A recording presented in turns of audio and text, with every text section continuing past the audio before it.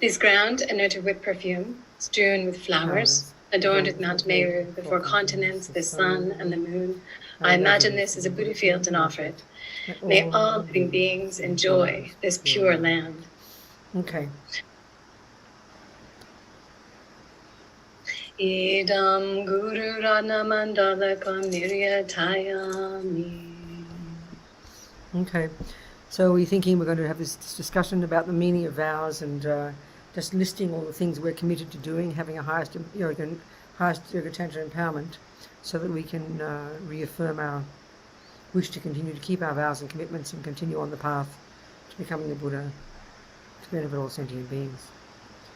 Sangye Chodan Soke Chonam La Jancho Baru Dagni Kyapsu Chi Dagi Chonyan Gipe Sonam Ki Dora Penche Sangye Drupa Shog Sangye Chodan Soke Chonam La Jancho Baru Dagni Kyapsu Chi Dagi Chonyan Gipe Sonam Ki Dora Penche Sangye Drupa Shog Sangye Chodan Soke Chonam La Jancho Baru Dagni Kyapsu Chi Dagi Chonyan Gipe Sonam Ki Dora Penche Sangye Drupa Shog. Okay, dearest ones, happy to see everybody. So, I think I mentioned before, years ago when I was in Boston at the Kula Kula Center, and some people had recently taken Kala Chakra initiation from His Holiness, and they said that they're not quite sure what to do with succession Guru Yoga, so we go through the points. So we did a class like this. Well, I'm saying I'm not going to be teaching you tantric teachings, but we're going to go through what we're committing to and what we're vowing not to do. Look at our list, and then I suddenly started to realize that everything wasn't in one place, and I started to have to compile it all. And then there was a person in the class who'd been doing the practices for 30 years, and every time she heard something more, she'd say, "Oh, I didn't know I was committed to doing that. Am I committed to doing that?" So I started to realize that we're just very vague, And I think it's, even though they're all been published, everything I've got into this booklet we've got here is all from Lama Zopa or from Alex Berzin, from valid sources. But I just noticed they're not all in one place, So I decided to put them all in together into one place, and that really made me realize how, we're just so unclear. We're so unclear. I mean, on the one hand, we hear Rinpoche continually telling us, Lama Zopa, if we're a student of his, we continually hear him telling us the necessity to know our vows and commitments and to keep them purely. And if we do keep them purely, we'll be able to, to get enlightened quickly. And if we break them, blah, blah, blah, blah. We hear this all the time.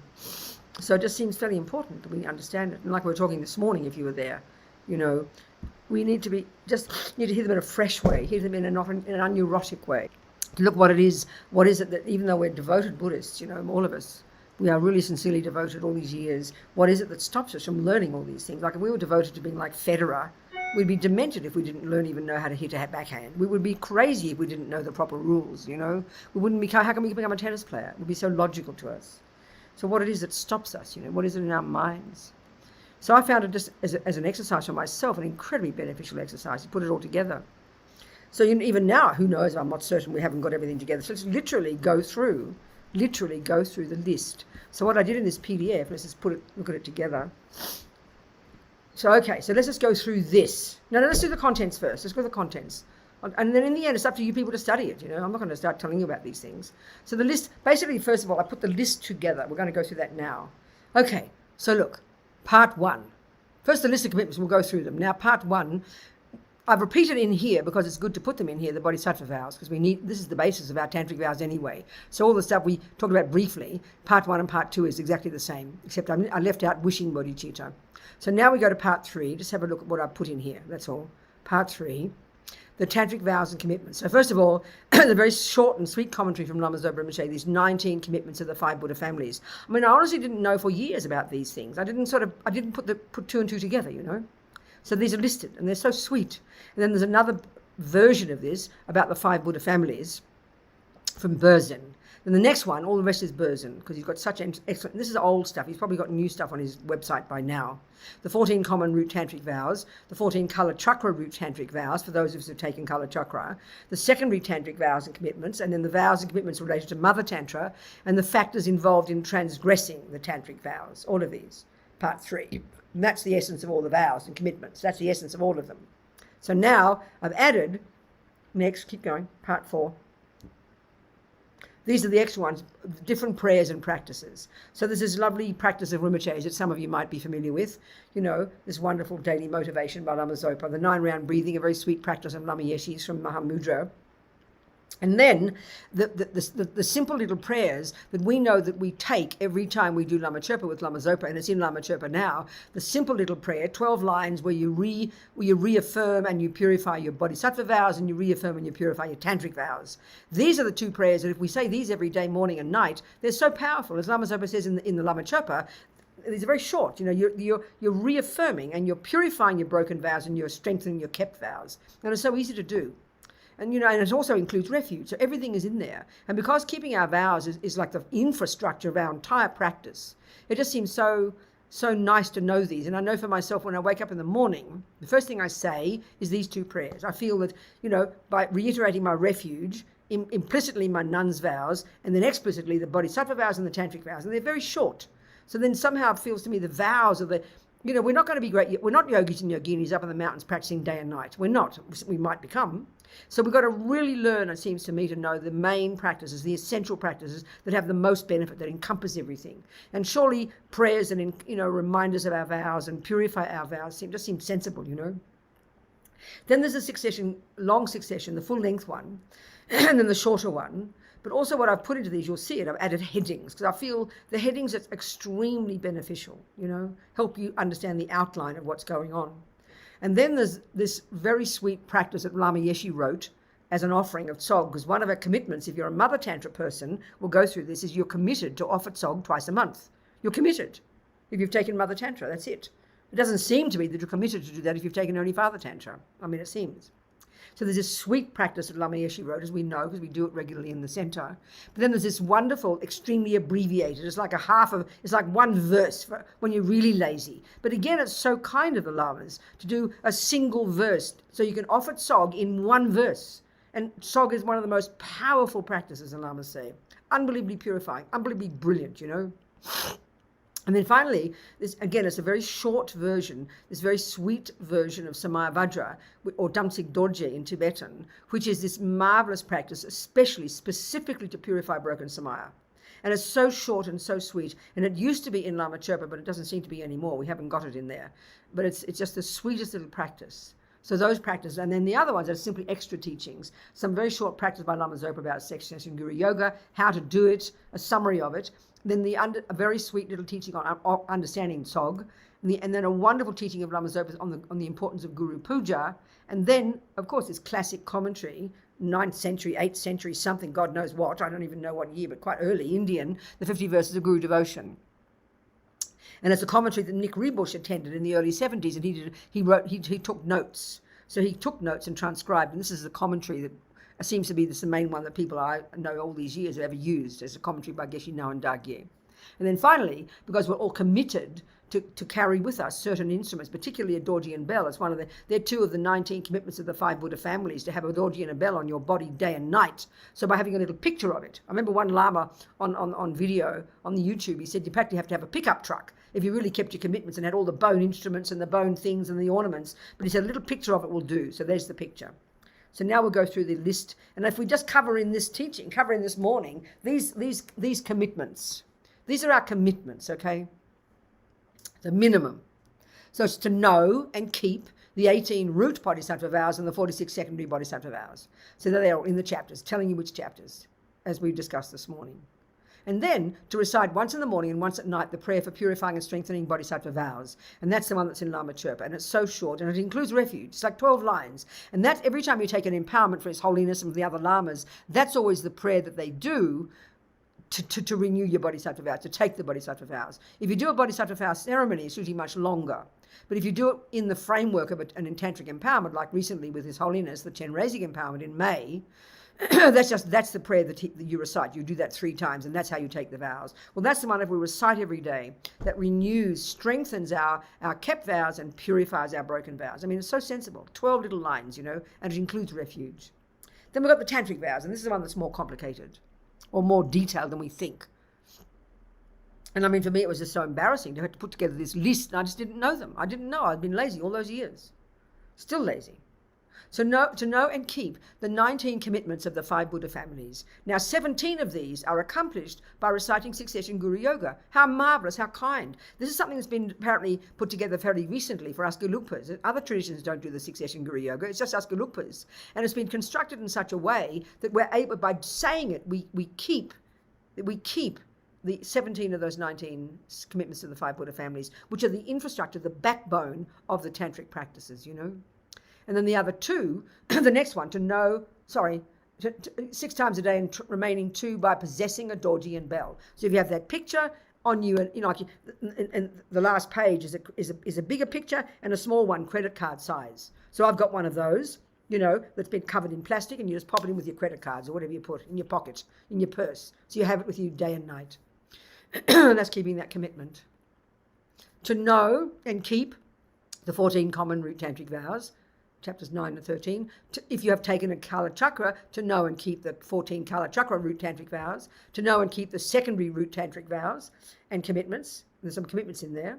And including not contravening. Apparently one of them is to not contravene the instructions in the 50 verses of Guru Devotion. This is something, Mary, we have to do. I mean, I don't think I've ever heard commentaries on the 50 verses of Guru Devotion. So I think it's going to be marvellous to have a class on this, you know, the 50 verses of Guru Devotion, putting it in there. And this is the only one that I've known about. There has to be somewhere, but this is the one back since 1971 or 2 when a whole bunch of them received this from Geshe Nawandagi and Dharamsala.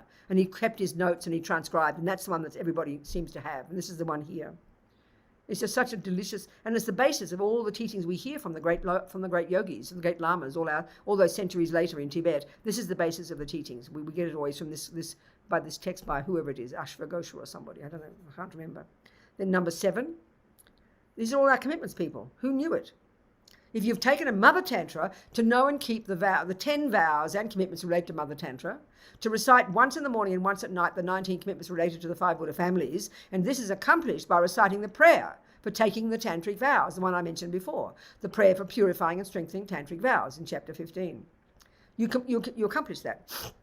And then to recite once in the morning and once at night the root bodhisattva vows, the root tantric vows, the secondary tantric vows and commitments, and if you've taken a Mother Tantra initiation, the vows and commitments related to Mother Tantra. And this is accomplished during the recitation of the full-length 6-session Guru Yoga.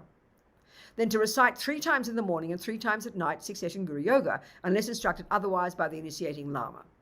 Then if you've taken a Mother Tantra initiation, to recite once a day the 8-limb praise, just once. So this is accomplished during the recitation of the full-length 6-session Guru Yoga, and you do it only in the morning session. You don't need to do it twice. Once a day, that's it. And then next, if you've taken a Mother Tantra initiation, to offer tsog twice a month in a gathering of men and women. Rinpoche talks about this. Can we go up?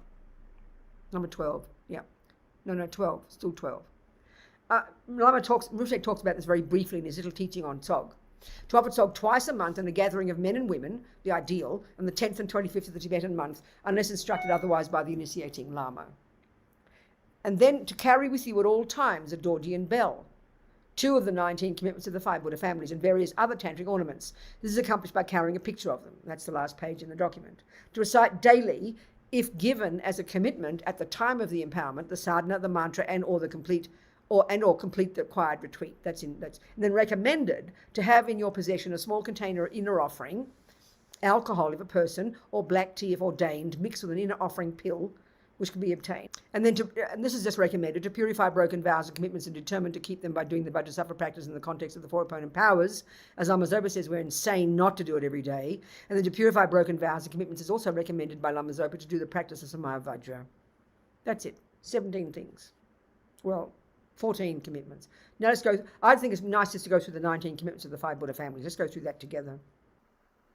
Now gears low. 17 of these 19 commitments are kept when we recite the 6-session Guru Yoga practice. The commitments to have a dorji and bell are kept by actually possessing them, or at least having the picture of them on page 331. So now, let's just read Rinpoche. Come on. It says, I prostrate to the Lama Manjughosha. By prostrating with respect to the lotus feet of the glorious Lama Vajradhara, I will explain here the eminent method of keeping the Samaya vows pure according to the root tantra, the Lord Guru's pure teaching. The person who has received well the initiation into the great mandala of the 2 higher tantras, as long as they live with the vows in their mental continuum, must count the Samaya of the root and branch vows and practice the Samayas of the 5 Buddha families 6 times each day. that's kept by doing 6 session Guru Yoga. Now, according to Kiri Sentam Rinpoche, the 5 types of Buddhas are related to the 5 delusions, and the cessation of those delusions manifests as the deity. So it can also be said that the 5 impure aggregates, having been purified, manifest as the deities. But here, the particular thing is the delusions. So the purity of this, let's just read Lama Zopa's words, the purity of this mental continuum that is achieved by ceasing anger manifests as the deity Akshobhya. The purity of this mental continuum. And by the way, the 5 Buddha families, if you take the whole thing, you've got Buddha, you've got the Dharmakaya, okay? The Dharmakaya, the actual Buddha mind. Then it's like in this family tree model, you've got then the Rupakaya, the form body. And then under that, there's 2. There's the Nimanakaya, the supreme Namakana, Shakyamuni Buddha. And then you have the Sambhogakaya, which is the enjoyment body, which of course is from Tantra. And there you have Vajradhara. And then under Vajradhara, you have the 5 Buddha families. And under the 5 Buddha families, you have every Buddha in the universe. They're all these, it's a psychological model, basically. And this is what's so marvelous about these 5, as Rinpoche is telling us, they're the manifestation of the purified aspect of these 5 delusions. Akshobhya is the manifestation of purified anger. Vairochana is the manifestation of purified ignorance. The purity of this mental continuum achieved by ceasing pride and miserliness is the deity Ratna Sambhava. The purity of this mental continuum achieved by ceasing jealousy manifests as the deity Amoga Siddhi. And the purity of this mental continuum that's experienced by ceasing attachment manifests as Amitabha. And all the other Buddhas under those 5. So sensible. So these 5 Dhyani Buddhas, these 5 Buddhas sit on a different throne. The elephant signifies ignorance, and when ignorance has been completely purified, including the seed and the imprint, the cessation manifests as Vairochana. Therefore, Buddha Vairochana is seated on a throne supported by elephants. The horse signifies jealousy, so as to signify the cessation of jealousy in the mental continuum, Amoga Siddhi is seated on a throne supported by horses, and so forth. If you don't count the root and branch vows, and especially the samaya of the 5 Buddha families every day, you receive the bonpo. Bonpo, I think, is what's a bonpo? Is that a major fault or a minor one? It must be a major one. I don't know. What's a bonpo, people? Does anybody know? I don't know either. So I have to find out. In the Tantric text, Senmo, it says, the bodhisattva who wishes to live life in the pure conduct of secret mantra should protect the samaya of reliance on the virtuous friend, keep the vajra and bell, the samaya of the mudra, the samaya of eating, then the samaya of protection as taught by Vajradhara. So the 6 samayas of Vairochana. All of these are kept, this is so helpful, by doing 6 session Guru Yoga, So the morality of abstaining from vices. So 2, the morality of virtue or practice of the 6 paramitas. There are ways to combine such practices as mandala offerings and prostrations with the 6 paramitas. This is one way to keep this samaya. The morality of working for sentient beings. The first 3 samayas relate to the practice of the 3 moralities. So there's the morality of practicing virtue, the morality of working with sentient beings, and the morality of keeping vows, basically. The 3. So in the Lam Rim, the working for sentient beings, in the Lam Rim teachings, 11 different ways of working for sentient beings are mentioned, including giving medicine to those who are sick, showing the way to those who are lost, and so forth. Working in a Dharma center in accordance with your guru's wishes is yoga practice. If you combine this work with the 6 paramitas, by not being lazy and so forth, you are practicing the morality of virtue. And the work itself, which involves teaching Dharma or creating the conditions for other people to practice Dharma and accumulate merit, is the practice of the morality of working for sentient beings. Whether you're working in a Dharma center or elsewhere, you can practice a Vairochana samaya by doing your work for others. Since someone is needed to do that particular work and you have taken the responsibility upon yourself, you are practicing the Vairochana samaya of working for other sentient beings. Integrate your practice of the tantric samayas with your daily work by thinking, I'm doing my work for other sentient beings, I'm practicing the Vairochana samaya. Now, that's so clear, isn't it? If we didn't know this, how would we know? If we don't hear these words, we don't know if we're breaking this. So to know this is like a revelation for us. It's so helpful, The next 3 Vairochana samayas relate to taking refuge. Taking refuge in the Buddha 6 times a day. Taking refuge in the Dharma 6 times a day. Taking refuge in the Sangha 6 times a day. You take refuge in the causal refuge that exists within others in order to achieve the resultant refuge within yourself. That's the samayas of Vairochana. Now we have the 4 samayas of Akshobhya. These include keeping purely the samayas of the Vajra, Bell, and Mudra. So this is the point about the prayer. Every time we retake the Tantric Vows prayer, we know it's reminding ourselves of these commitments to these 5 Buddha families. We don't recite the vows per se. We know that. We recite these commitments of these 19 commitments of the 5 Buddha families, the summary of them. So in order to remind yourself at all times of the inseparability of the method and wisdom within the holy mind of the deity that you practice, and in order to become oneness with that method and wisdom, you keep the symbolic Vajra and bell. Method, or great bliss, is signified by the Vajra. Wisdom, or emptiness, is signified by the bell. Samaya of the Vajra, Samaya of the bell. In order to remember the holy mind of the great bliss of the Guru deity, you keep the interpretive meaning Vajra, which is a substantial Vajra. In order to practice, that should be under the Samaya of the Vajra. That was a mistake. In order to practice awareness of the wisdom of emptiness, you keep the interpretive meaning bell. Your own body and mind in the nature of method, great bliss and wisdom, emptiness, is the definitive meaning of the Vajra and bell. Samaya of the mudra. In order to develop the experience of the transcendental wisdom of non-dual bliss and voidness, you visualize your body in the pure form of the deity, Father, Mother embrace, which is the Samaya of the mudra. These are our commitments, okay? Commitments. Samaya of the Vajra Master. Correctly devoting to the virtuous friend or Vajra Master, who is the root of all realizations, is the fourth Akshobhya Samaya.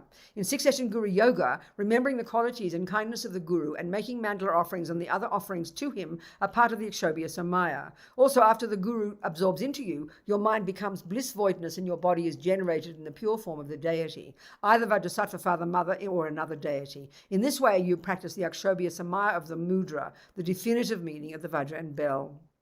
The four samayas of Ratnasambhava. Practicing the four types of charity 6 times every day is the samaya of Ratnasambhava. These four are material or miscellaneous charity, dharma charity, charity of fearlessness or protection, and charity of loving kindness.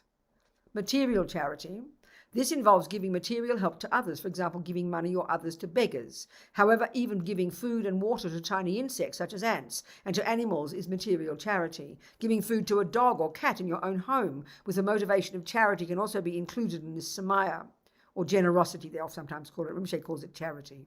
Since you are going to feed your animals anyway, if you do it with a good heart, your action becomes virtuous. And by recognizing that this giving is part of the tantric samaya of Ratnasambhava, you create good karma incidentally. His Holiness Sirkin Rinpoche used to throw food to dogs in the streets, and he told me this was the samaya of offering mental charity. Dharma charity. According to your own capacity, you give the Dharma charity to those who are ripe or suitable to receive it. But remember, if you work for a Dharma center, you're doing exactly that, you know. Charity of fearlessness. This means protecting beings from danger. If someone is ill, giving them medicine or reciting mantras to aid their recovery is also the charity of fearlessness. His Holiness Sirkin Rinpoche often rescued insects that had fallen into water, thus protecting them from danger. This is also the charity of fearlessness. Talking about thought transformation and the shortcomings of samsara in order to calm someone with a relationship problem is the charity of fearlessness, as well as Dharma charity, which creates the same most merit. Whenever you speak of Dharma to others, that Dharma charity itself is also the charity of fearlessness, because Dharma is the best protection, protecting the mind from all obscurations. Teaching Dharma is the best charity of fearlessness. Other examples of the charity of fearlessness are bringing peace to someone's mind through counseling them and about their problems, or through giving them material help, rescuing an insect that has fallen into water or being attacked by another insect, protecting a mouse from being killed by a cat. Charity of loving kindness. This involves wishing all sentient beings to have happiness. Even though you may not be wealthy or have material aid to give, you should practice Tong Len, giving everything, merits, possessions, body, to sentient beings 6 times a day. This is done with a particular offering verse in 6-session Guru Yoga. The 3 samayas of Amitabha. External samaya refers to action and performance tantras. Internal or secret samaya refers to yoga tantra and highest yoga tantra. The 3rd samaya involves practicing individually without confusion the Sutrayana, Paramitayana, and Tantrayana. You pledge to practice now those paths that you have the capacity to practice, and generate the wish to practice later those you cannot practice now because you lack the capability. That answers your question too, Heather. For example, certain completion stage practices of highest yoga tantra, instead of becoming the path to enlightenment, can be dangerous. The 2 samayas of Amoghasiddhi. Keeping purely all the samayas of the other Buddha families, making the 4 types of offering, outer, inner, secret, and absolute. Outer offerings are the physical offerings performed on the altar, the 2 waters and so forth. Offering the 5 meats and 5 nectars is the inner offering. After blessing, purifying, actualizing, and making them inexhaustible, you offer the 5 meats and 5 nectars as the undefiled transcendental wisdom nectar. And if you haven't got an inner offering pill, then you can ask Mary to ask Geshe-la if he could please give you one, because you need to have your inner offering. You make the secret offering by clarifying yourself as the Father Mother in union, blessing the white and red drops and generating simultaneously born bliss, which you then offer. The absolute offering is the bliss meditating on emptiness. And you see in Lama Zopa, all these offerings are made when we do Lama Zopa. That's that. So sweet. Next one. Another little bit from Alex Berzin on the 5 families. It's very nice how he talks. So the 5 Buddha families are talking about family traits or characteristics, the characteristics of everybody who can become a Buddha. It's the 5 characteristics of the family of everybody who can become, oh, that sounds twice, whatever it is, right? It's a family. We all belong to the family of people who become Buddhas. Everybody can become a Buddha. So these characteristics, these 5 characteristics are Buddha nature. These are the aspects that allow us to become a Buddha. So all the discussion of Buddha families and so on is a discussion about Buddha nature. That's very important to realize. Otherwise, it just becomes a discussion of the classification of insects. We're not talking about classification of insects or the classification of various Buddha figures. We're talking about our Buddha nature. So we can speak of 5 aspects of Buddha nature. We can speak about these in various manifestations. So we can speak about 5 general aspects: body, speech, mind, good qualities, and enlightened influence, which is sometimes called activity. Enlightening influence, it enlightens others, but it's not yet a Buddha activity because we are talking about Buddha nature, which will bring that about. So we all have these 5 aspects. We have body, speech, mind, and we have some good qualities, and we are able to influence others in certain ways. We can act in certain ways. Then another level of these 5 aspects of Buddha nature are the 5 aggregates. And another level is the 5 types of deep awareness, of wisdom, sometimes called the 5 wisdoms. But that's not a very good term because insects have it as well. Okay. When these 5 aspects of Buddha nature become clouded with unawareness and grasping for solid existence, then we get the 5 types of disturbing emotions and attitudes. And there are certain bonding practices, certain practices that we can do that will help us remove these obscurations from these 5 types of Buddha nature. So that's what this is all about. You can go up again. Go all the way if you like. We're talking about 19 practices, a certain number for each of these 5 aspects of Buddha nature, practices that will help us remove the obscurations of the 5 aspects of Buddha nature, to remove the disturbing emotions that they have come to manifest. So that's what these 19 practices are all about. With an empowerment, with an initiation, we activate Buddha nature, these potentials. And now with these bonding practices, they help us to remove the obscurations from them. Well, we'll do them in order, but they are naivety or ignorance, attachment, anger, pride, and jealousy. So let's look at each of these 5 aspects of Buddha nature, one by one. Varochana. First we have Varochana, 2 short syllables. Oh yeah, so Varochana, the 2 syllables, not Varochana. Whatever it is, Varochana, I don't know what it means. That's when it gets into the wrong habit of how to pronounce. Okay, so Varochana is body, these 5. Body, speech, mind, etc. It's body, the form aggregate, and mirror-like deep awareness. So he goes to one extra level here. Rinpoche didn't mention these. He just talked about the purified aspect of the mind. So this also represents the form aggregate, and it also represents the mirror-like deep awareness. This is when we understand the death process. These are all what are dissolving at each stage. That particular wisdom at the first stage, that particular wisdom and the form aggregate, they cease at the first one. That's obviously the Varochana one. So mirror-like wisdom takes in the data of forms of physical phenomena, sensory objects, especially but not exclusively, but especially that, not exclusively that. It takes the data in of everything, but the emphasis is on the sense objects. Rinpoche says that all these 5 wisdoms function through the medium of the senses. This is what Berzin's saying here. And so the mirror-like awareness is obscured. It's this ability to, that's what starts to go at the first stage of death. It's the ability to see a lot of things all at once, very crystal clear, super clear, distinguish between them, you know. So this mirror-like wisdom is obscured. It becomes clouded. And so you get ignorance, being very closed. You don't know what's going on. This becomes solidity, then gets solid. And this becomes the body again, the form aggregate. So there are 6 bonding practices, samaya or commitments, to help us loosen that up so that we can realize the full potentials of this family trait, this Buddha nature, Varochana Buddha nature. So the first 3 are the 3 refuges. So taking safe direction, that's his word for refuge, in the Buddha Dhammasanga. We put a direction in our life, and then when the direction is there in our life, everything is clear. At refuge, we rely upon the Buddha. It's clear what we are doing, where we're going, what we're doing in life. So then the mind becomes clear, like a mirror, to be able to take in all the data of what's going on.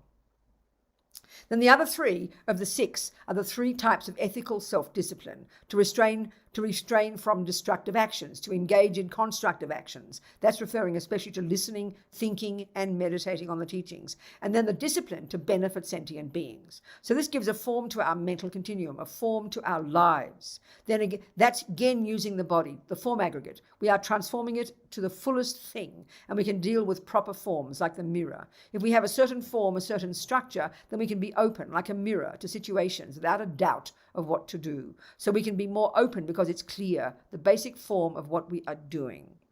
Ratnasambhava. Then we have the Ratnasambhava family. So Ratnasambhava is good qualities, the feeling aggregate and the equalizing deep awareness. These are the next to go in the second stage of death. Feeling is either pleasant feeling, unpleasant feeling, or neutral, like we discussed yesterday. So that's all it's talking about. And equalizing deep awareness is putting things together, considering them together. So when we think of our own good qualities, our wealth, our intelligence, our good looks, etc., then we compare them to what others have. That's equalizing. When we have more than others, we feel happy about that. Less than others, we feel unhappy. Now, if we are talking about feeling happy when we have more, and then we add self-cherishing to this, so it becomes obscured. So then we don't view ourselves as equal to others. So it makes a problem here with the equalizing awareness. So we get stinginess.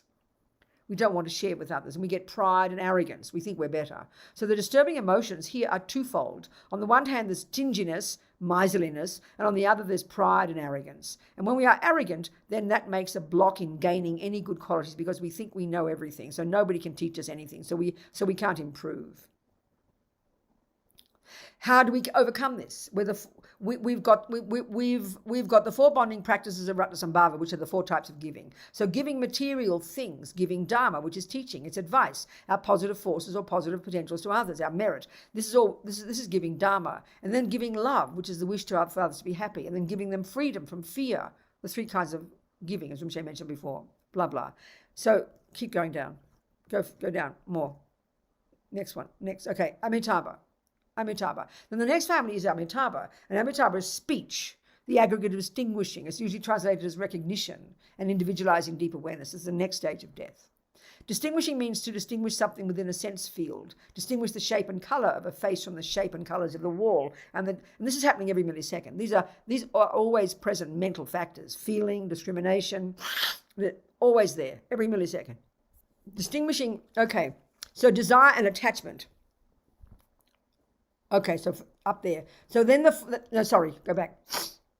So distinguishing means to distinguish something within a sense field, distinguish the shape and color. And then that forms the basis for categorizing things into individuals. It's individualizing, and that leads to, of course, to speech, words for things. And when this becomes obscured, then we can only distinguish one individual thing, but we can not only distinguish one individual thing, we make it more special. And then we get attachment, desire, attachment. That's the disturbing emotion.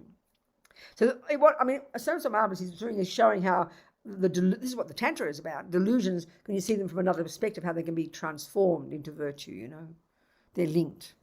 Desire and attachment, this is more special than anything else. This sheep is more special and more beautiful than all the other sheep. Keep going. It's just all we're doing. No, it's too far down. That's it, stay there. So there are 3 bonding practices to help us overcome this. All these are upholding the various divisions of the teachings. The first is to uphold the teachings of the 3 sutra vehicles. That's the teachings of the Shravakas, the Pratyeka Buddhas, and the Bodhisattvas. And then the second is to uphold the teachings of the 2 outer classes of Tantra. Those are the first 2, Kriya and Acharya. And the third is upholding the teachings of the 2 secret or hidden classes of Tantra, Yoga and Anuttara Yoga. Upholding doesn't mean necessary to practice them all, but it means not to deny them, not to abandon them, not to say that this isn't the teaching of the Buddha. So you see how it works?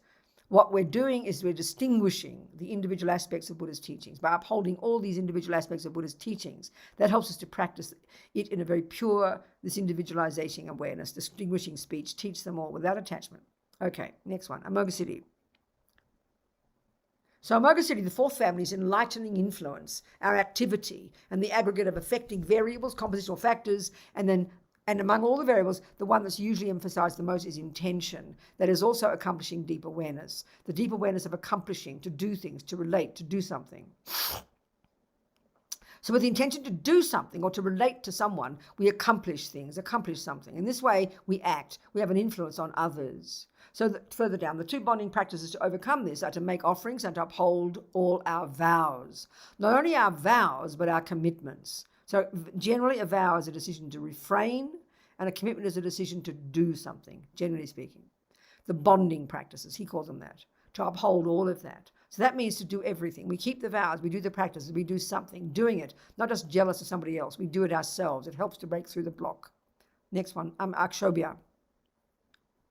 And then the 5th one is akshobhya. That's the mind. It's the aggregate of consciousness, and that's the last one to go in the death process, and the deep awareness of the sphere of reality. So with reality awareness, we're aware of the 2 truths of things. That's what it's referring to, what something is and how it exists. And to cognize something for what it is, well, that's what primary consciousness does, the aggregate of consciousness. It cognizes something as a sight, a sound, a smell. So now to cognize something for what it is, this involves discriminating awareness, an object that is this and not that. So when this is obscured, we reject something because it's not that, right? So we have anger. You didn't act properly, naughty child. We'll get angry. So what's underneath that is discriminating. You acted like this and not like that. You can see the connection here with anger. So there's 4 bonding practices to overcome this. This is keeping or upholding a vajra, a bell, a mudra, and a healthy relationship with our spiritual teacher. So in the highest class of Tantra, the vajra signifies a blissful awareness. The bell means discriminating awareness or emptiness. The mudra means keeping the 2 inseparable, and that is symbolized by the image of a couple in union. So visualizing ourselves in that form reminds us of blissful awareness and a blissful understanding of emptiness. And mudra can also mean to keep this blissful awareness of emptiness inseparable from our bodily appearance. Okay, keep going on. Conclusion. So we can see that keeping these 19 practices, these closely bonding practices, it's not just, oh, here are the rules and the laws that Buddha set down and obey them and you'll get enlightened. We're not talking about that, not that kind of system. And if you don't obey them, you're guilty. That's just how we talked this morning. But if you can use these 5 types of Buddha nature into their fullest capacity, whether we speak in terms of the 5 general aspects, body, speech, mind, qualities, and activity, or whether we specify this in terms of the mind itself, the 5 types of awareness, that's the purpose of this practice. So we try to be mindful of this practice as a way of working with Buddha nature. That makes it far more meaningful. We know what we're doing and why we're doing it. And although we're just doing a recitation and visualization with this practice, the point is to actually do these 19 practices in our daily life. This is just to remind us. So delicious. We just read even a little bit. It's so delicious to hear, So delicious. We're molding our mind into the mind of a Buddha and our body and speech by doing these things, Next one. What chapter next? Stop. Okay. I'm not going to go into the vows. I don't want to do that. That's, it's not my job. You just read them. It's right there for you. You read them, okay? You study them. You read them. And then we're going to have proper teachings at some point from Geshe-la or somebody, or some person who comes we invite will give a commentary on the tantric teachings, on the tantric vows. And there are marvelous commentaries around. I'll send a couple, Mary, to you. There's one by Geshe Tashi in Chenrezig Institute, who was now the abbot at he's one of the tantric monastery abbots. He was a teacher for many years at Chenrezig Institute. He's given detailed teachings. And Geshe Tekchok, he's got unbelievable teachings of all the major tantric commentaries in Nalanda Monastery. And all these centers are just keeping their teachings to themselves. It's so tragic.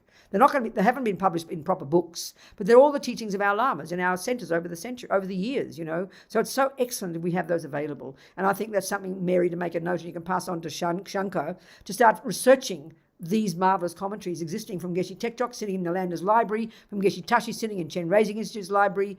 Beautiful commentaries from our Sarah J. Lamas, who are the brothers of our Lamas, so we know they're valid sources. Do you understand? There's so many good, delicious commentaries around us. It's tragic they're not made available. But they're all there for those of us who really want, just to have as our extra studies and to use as the basis of our studies in our program at the centre, Thank you. All right, Thank you very much. I don't want to do any more, but if you go back to the list of things, we'll just go through them and see if there are any questions.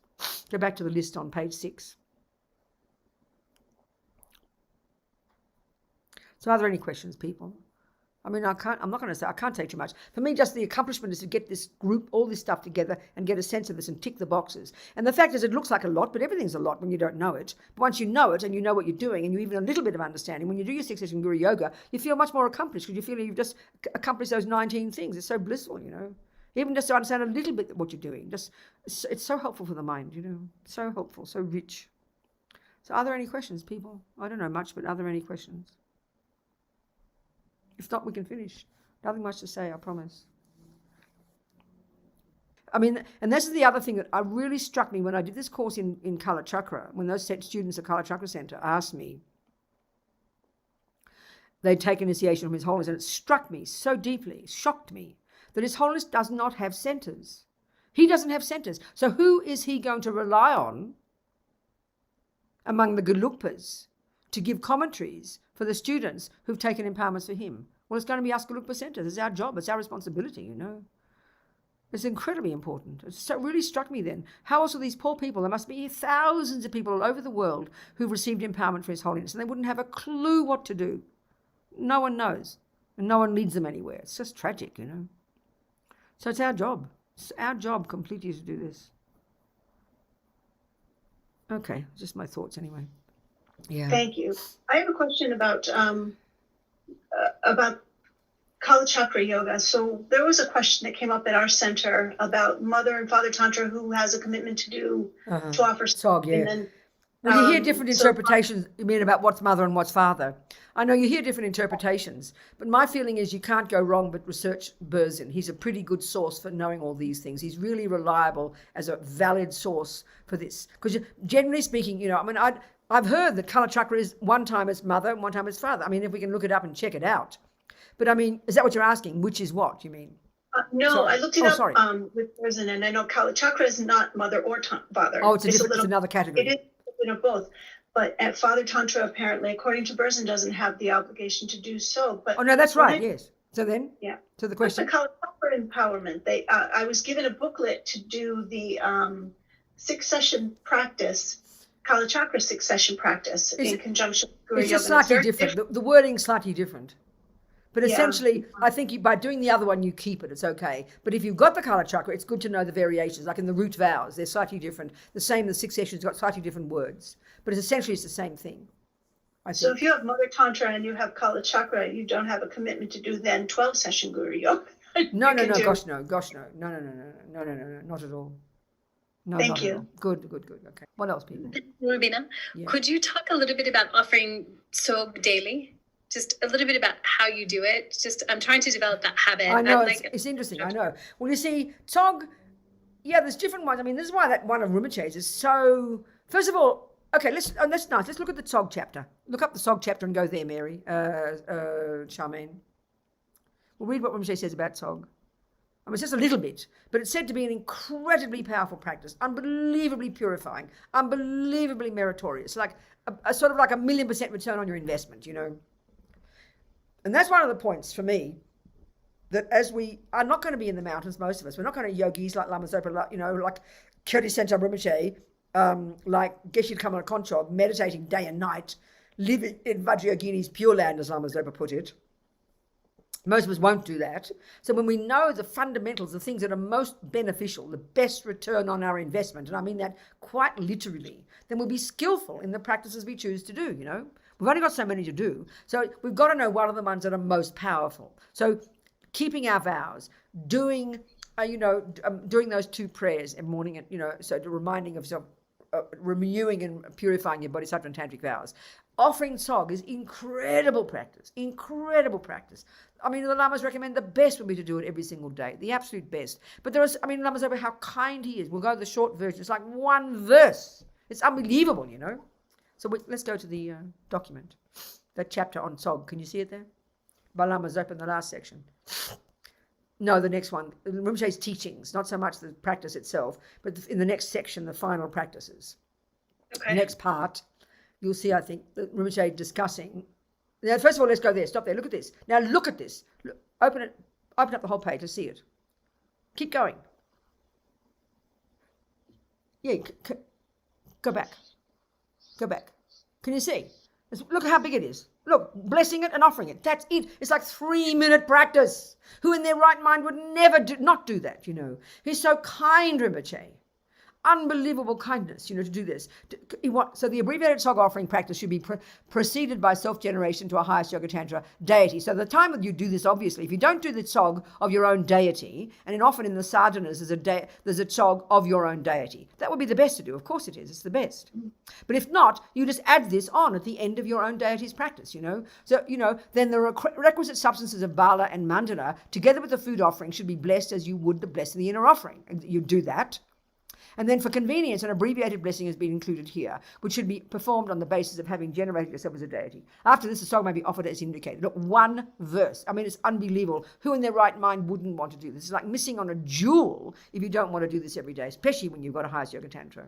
It's so sweet. And so I think Kyoto Shinchap's got even a shorter version, The above was translated with, it's the kind assistance of Lama Zopa. I think it was written by Kyoto Shinchap. These degenerate tribes, they're those who like Mount Meru when it comes to taking commitments upon themselves, but like the smallest atoms when it comes to practicing. So in order to heal the degenerated commitments of all sorts, and in order to please the glorious Holy Guru, I, Triptan Zopa, a so-called incarnation, with great delight have written this at the time of the new year of the Wood Tiger. Also by this may the teachings of the victorious Losang Dragpa remain for a long time. The additional practice of blessing the Tsog was extracted from a tantric food offering by Kyoto Shinchap Rinpoche. There it is. So short, so delicious. Unbelievable. But if you've got the one in your own deities, your own yidam's practice, that's marvelous to do. So there's another practice Rinpoche has written. He, one of the things they say is one of the most powerful practices is to do self-initiation. That's the one that is just unbelievable, to do self-initiation. Like so tremendously powerful to do self-initiation. But you're qualified to do self-initiation only when you've done the retreat, completed the retreat, and then done the fire puja. And then you're qualified to do the self-initiation. So that, Rinpoche has written normally that takes 6 hours. Most of the ones, Vajragini, Yamantaka, they take all day. You do it in the morning, you do the long sadhana, which is like 30, 40 pages, depending on the deity. Then you have a lunch break, then you do the whole self-initiation. And it's an incredible practice. Well, so most centers don't ever do it. I remember for many years at Chen Raising Institute, Lama Zopa was always so blissed out. And I think they still do it. Even 2 or 3 people, they do Vajragini every single month, at least once. Unbelievable, so blissful, so special. But Rinpoche has written a shorter version that if you're a devoted student of Rinpoche's and you're keeping your samaya purely, then it's something that's so unbelievably precious to do. So these are the types of things that you can fit into a busy life. You do your right things in the morning, you keep your vows, you do your succession, you offer tsog every day, you do the self-initiation every day. You can guarantee you've got an incredibly powerful practice. People, if we're not clear, what I've learned is if we're not clear what practices are most potent, most beneficial, most meritorious, then you sit there for 1 bloody hour watching your breath for an hour every day, thinking you're practicing Dharma. Then you don't keep your vows. It's like you're insane, demented.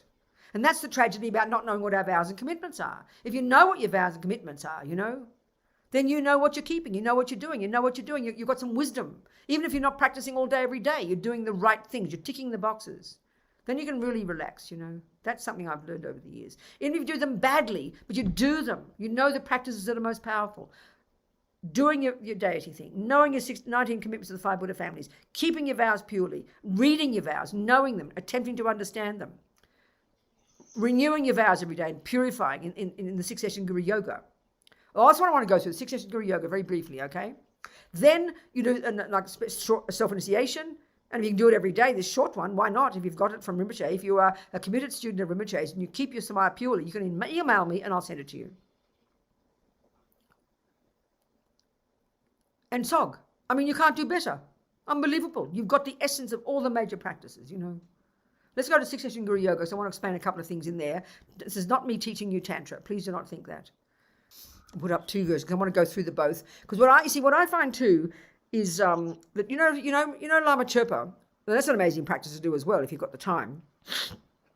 Back in the 1980s, when we commissioned at Wisdom, Nick was there and I was there, and Nick asked this fellow called Martin Wilson, who was a monk at the time, as a scholar.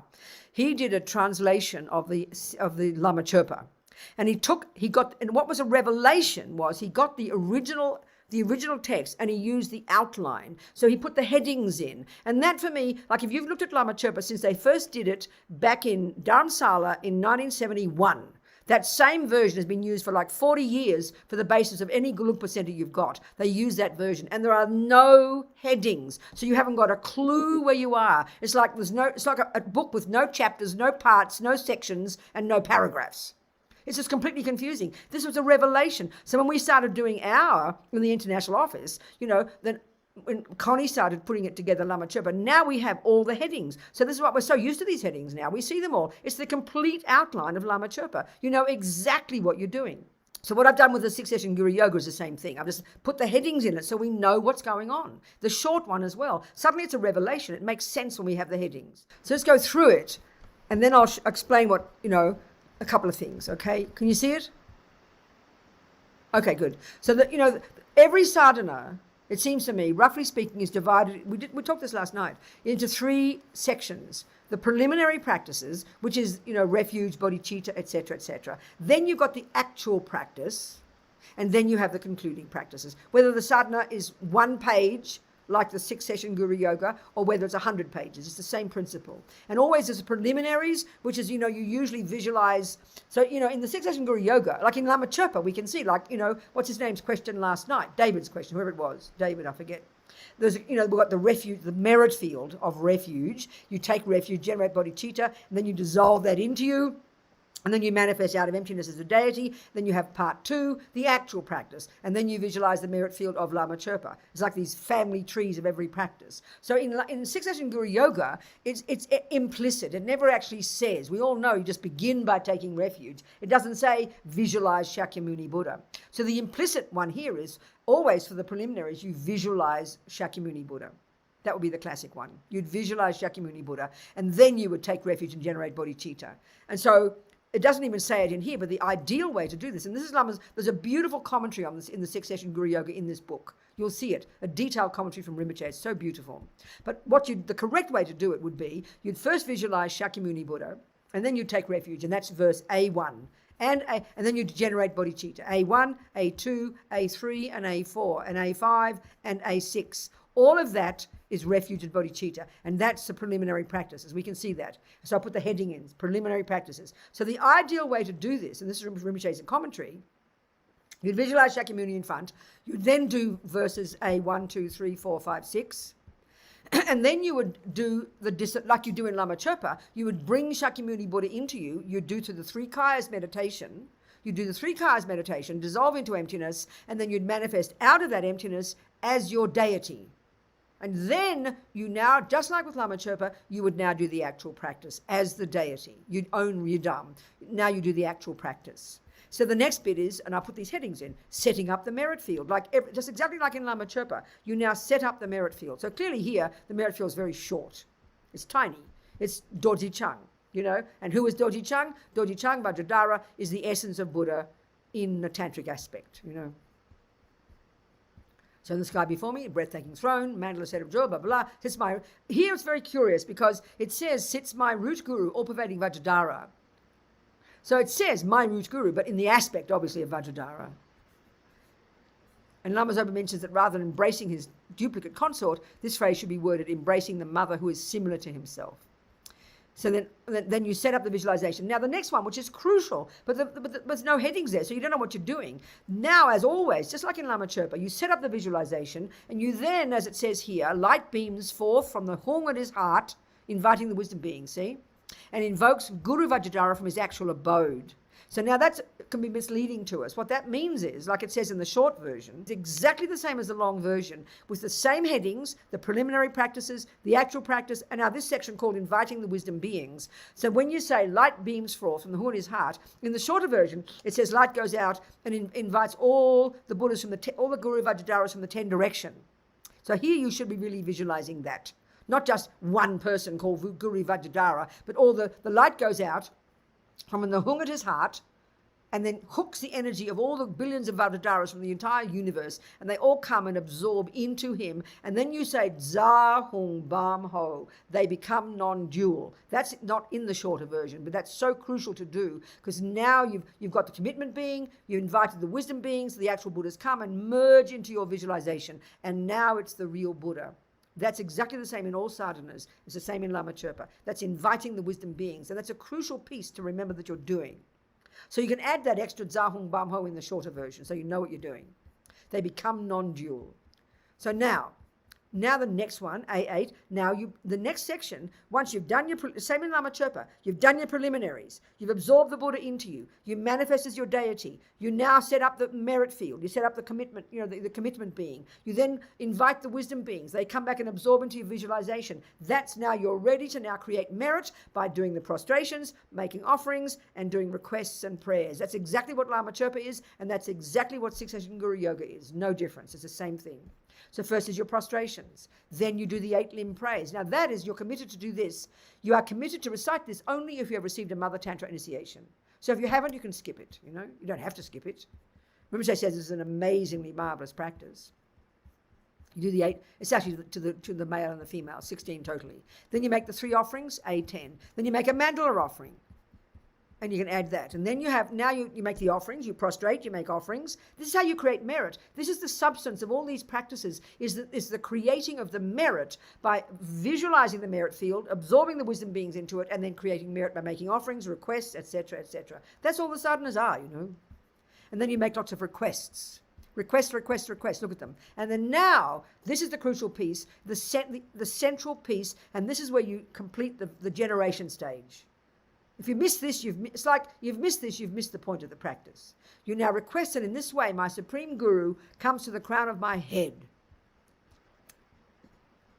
And now, the best way to do this, as we know, is you now go back to the beginning and you do the other, you leave Vajradhara above your head. You leave him up there, above your crown. And you go back and you do the refuge and bodhicitta again. 3 times.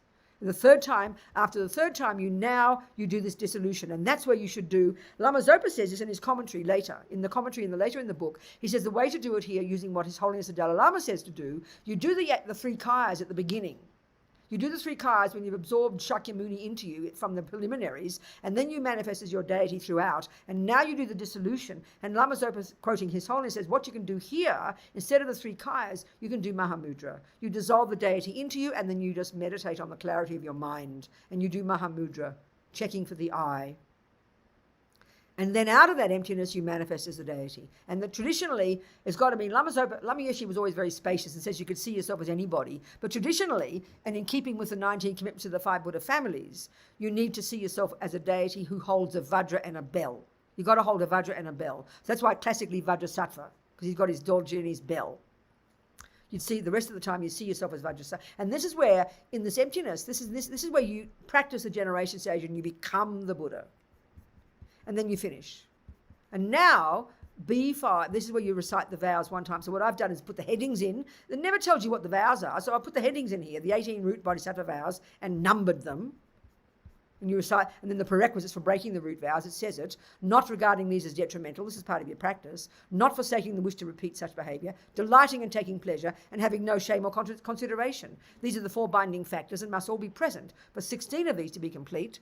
But for the other 2, holding distorted views and giving up bodhicitta, these 4 are not needed, as we know, I'll guard myself from all these downfalls. And then the 14 root tantric vows, and then the 6 additional pledges, and the 8 secondary vows, and the 3 additional secondary tantric vows, and then the 10 vows in relation to Mother Tantra. If you haven't got Mother Tantra, you skip these 10. They're all the vows. And then you finish. I'll not transgress, blah, blah, blah. And then you go back 2 more times, and you've done your 6 sessions. That's it. So now, go to the short version, and I'll put exactly the same headings in. This is so helpful. You don't have to use this version. You can put these headings in your own version so you know what you're doing.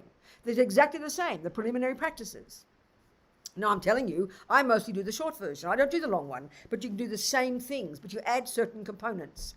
So again, the preliminaries, you visualize Shakyamuni Buddha. You say the refuge and bodhicitta. There's 4 verses in the long version. There's 1 verse here. But you visualize Shakyamuni, and when you finish that I might complete the enlightening path, you then can do, often you can do the 4 immeasurables there. Rinpoche does that. Then you dissolve into emptiness. You do the 3 kayas meditation. Right at that point. Then you manifest as your yidam, and then you now next do the actual practice. Exactly the same as before, but shorter. The setting up the merit field, 1 verse instead of several. And it says, I see my Lama's Dorji Chung. Well, that's Vajradhara. Blue in colour, experiencing great bliss. And then here it's got a nicer way of putting how you invite the wisdom beings. On his brow, Wadom and his throat, red R, and from the blue on his heart, many colours shine out to all the 10 directions, calling forth the awakened from all 10 directions. That makes more sense than just simply saying inviting Guru Vajradhara, as if it's one person. It's all the billions of Guru Vajradharas from all directions, and they all come and melt into your visualization. It's important to be conscious of that. And then I've added the Tsahung Bamho. It's so nice to do this, they become non-dual. Now you do the next set of verses, exactly the same as a long version. To your blue lotus feet I prostrate, Dorji Chung. Now, if you have this is the point, if you do the shorter version, only the short version as it's written, you don't keep all your commitments. That means, because you've got a Mother Tantra, you've got to do the 8 limb praise. So you would stop at this point and you'd go to the longer version, or if you've memorized it, and you would do the 8 limb praise there. So that means you're keeping that commitment. Then you come back to this version and you'd make your offerings. And now, once you've said this and asked, power supreme and powers mundane, fall upon the pure devotion to my protector, thus my body, my life, and my wealth I forsake, and I ask for your aid to please only you. So now, after the first recitation of verses 1 to 5, this is the nice way to do the shorter version in the same way as you do the longer version. You just don't read through it 3 times. You stop at this point and you go back to the preliminary practices, refuge. You'd skip setting up the merit field and inviting the wisdom beings because they're there already, just like in the longer version, and now you do the other verses again, prostrations and offerings. And then the third time, again, refuge and bodhicitta, prostrations, offerings, etc. And now you do dissolve into emptiness and become the Dharmakaya, exactly the same as the long version. And you'd say, now my Lama requested, comes the crown of my head. You do 2 more times, and then you'd say, and dissolves, we both are one. And you do again the Mahamudra meditation there. Or you do the three kayas if you want. So then again you manifest out of emptiness, and this is the generation stage. You accomplish your generation stage by becoming the deity here. And then now you see what says Dorji Chung, Dorji Sempa, which is Vajrasattva. And now you get to verse 7, and nor the last line, and nor transgress even one for the sake of my life. But you've got a commitment to recite the vows once in the morning and once at night. So if you miss that here, you're not keeping your commitments. And His Holiness said you should do it once in the morning and once at night. So you go back to the longer version and you repeat those verses. The root Bodhisattva, the root Tantric, and the secondary Tantric. You recite those 1 time in the morning and 1 time at night. And then conclusion. And then you do it 2 more times. And that's it. So any questions from that?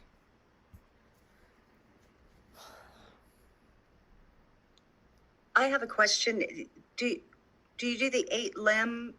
1 time in the morning, 1 time only in the morning. 1 time just also? once a day, it seems. I mean, you can do it often. Okay. You can do 1 time in the first recitation round in the morning, and you also do 1 at night if you want. But the commitment is to do once a day. But you don't do it all 3 times. No, just the first time. First time, exactly, the first time, yes. I just find the headings helpful, breaking it down into its outline. You know what you're doing, These things are so helpful. I'm sorry I said it fast, but I'm presuming you all know this. I'm just not trying to tell you what you don't know, what you do know. I can't tell you any meaning. I'm just giving the structure. I find the structure very helpful. Are there any questions? Mary, darling, yeah. Venerable Robina? Yeah. I just wanted to thank you for this incredible document. I mean, it will definitely change my practice, so thank you so much. And it's all there. I've got it all from the FPMT. I'm not sort of making it up, I'm just putting it all together in one place, which I find helpful. Okay. I know that's how I feel, the same way, Mary. I was so happy to have to do it, for my own benefit. What else, people? That's enough, I think. That'll do. And if you want more things, we can discuss. But the SOG one is incredible. So it's a summary. If you understand the benefit of some of these practices, you do your succession nicely. You keep, what the 19 commitments of 5 Buddha families are. By doing this, you keep it. It's very rich. You try to do some SOG, and even that 1 verse is so incredible. Just 1 little baby verse, 3-minute practice. If you've done your fire puja and you're keeping your commitments and you're doing your fire puja and you're a student, I think you're a student of Rinpoche. I mean, I suppose you're a devoted student of any of your lamas. If you want that short self-initiation, if you've done all those things, I'm happy to send it to you. Because it's really incredibly important to keep it purely if you're going to have it. I'm not going to send it to anybody just to add to their practices. I refuse to do that. I only send it to those who are truly committed. You've taken, during your practice, probably done your fire puja, keeping your commitments. What else, people? Nothing else? Will that do then? And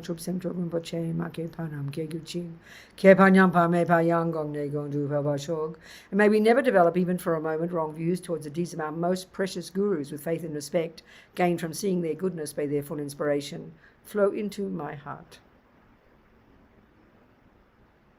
Okay, thank you, precious ones.